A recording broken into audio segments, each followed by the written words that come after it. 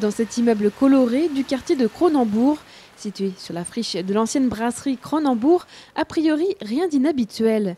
Pourtant ici, les habitants ont conçu eux-mêmes leur lieu de vie. Et depuis juillet 2015, ils sont une quarantaine de propriétaires, locataires et même professionnels à vivre en habitat partagé. Alors mon Samuel, comment ça fait cette journée? Ça va très bien. Et toutes les générations s'y côtoient. On se voit d'un balcon à l'autre, on a des réunions, on a des petites soirées, on organise beaucoup de choses. C'est intéressant. On a une vie dans l'immeuble. C'est un gros village finalement. Avec ses 24 lots et plus de 1800 mètres carrés, l'immeuble est le plus grand projet d'habitat participatif en France. Et ce sont les habitants eux-mêmes qui sont en charge de la gestion. Un mardi sur deux, ils se réunissent et ce soir, ils planchent sur la comptabilité. C'est le même montant ? Même montant et même date. Toutes les décisions, surtout pour les gros achats, on a installé une pergola, on a fait des aménagements dans les bacs à fleurs. Toutes ces décisions sont prises en commun. Une dizaine d'années après les premiers projets, à Strasbourg, environ 250 foyers ont sauté le pas de l'habitat participatif. Les gens cherchent à être acteurs dans leur habitat. Ce qui les intéresse aussi, c'est d'avoir une autre manière d'être avec leurs voisins, de partager un peu plus de choses que juste un bonjour dans l'ascenseur. Et puis aussi, ce qu'on trouve dans l'habitat participatif, c'est des espaces vraiment de qualité où on va pouvoir réfléchir à ce dont on a besoin. Des espaces sont ainsi partagés dans la résidence.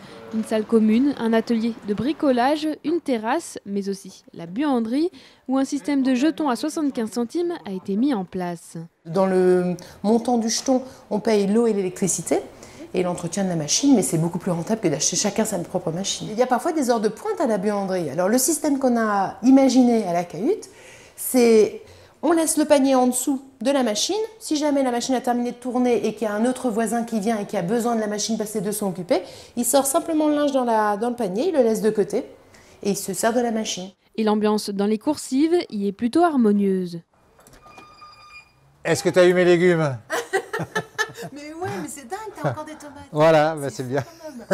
La particularité du bâtiment de cahute, c'est que toutes les entrées des appartements se fait de ce côté-ci. Pendant le confinement, on se voyait sur les balcons et on applaudissait les infirmières à 8 h, on se retrouvait sur les coursives. De l'isolation ou au choix des couleurs, en passant par la conception de leur logement et des espaces communs, tout a été choisi par les habitants, devenant ainsi les maîtres d'ouvrage de leur résidence. L'habitat participatif en autopromotion a un avantage financier net, c'est que tout ce qu'on ne met pas dans la publicité, par exemple, ou dans un bénéfice pour un promoteur, eh bien on le met dans la qualité du logement. Alors, suivant le groupe, un groupe peut décider de construire le moins cher possible.